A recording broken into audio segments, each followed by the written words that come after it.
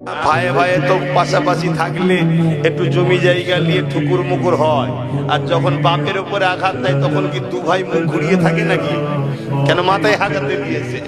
তাহলে বাপের থেকেও প্রিয় নবী, বাপের থেকে প্রিয় কোরআন, বাপ মার থেকে প্রিয় ইসলাম, বাপ মার থেকে প্রিয় আল্লাহ। এখন আল্লাহর বিরুদ্ধে কথা হচ্ছে না, হয়নি?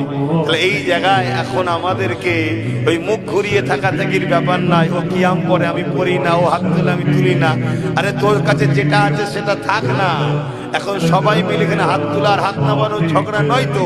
এখন ঝগড়া হলো কি, আল্লাহর বিরুদ্ধে বললি কেন? দু ভাই মিলে এক জায়গায় ধরা দরকার আছে না নাই?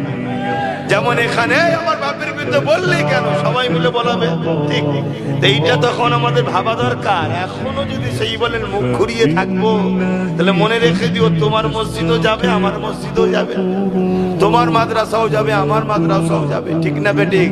আমি এটা বলছি না যে তোমরা সব আমার সিলসিলায় চলে আসো, আর আমিও বলবো না যে তোমার সিলসিলায় আমাকে সবাইকে টেনে নিয়ে চলে যাও। আমাদের মধ্যে ইখতিলাফ ছিল, আছে, থাকবে, কিন্তু এই ইখতিলাফটা কিতাবি হওয়া দরকার। ওই ইখতিলাফটা কিসের?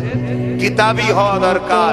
কিন্তু আজকে যে ইখতিলাফ আমাদের সমাজের মধ্যে এসেছে, এই ইখতিলাফটা কিতাবি নয়, ইসলামকে মিটাবার লড়াই চলছে।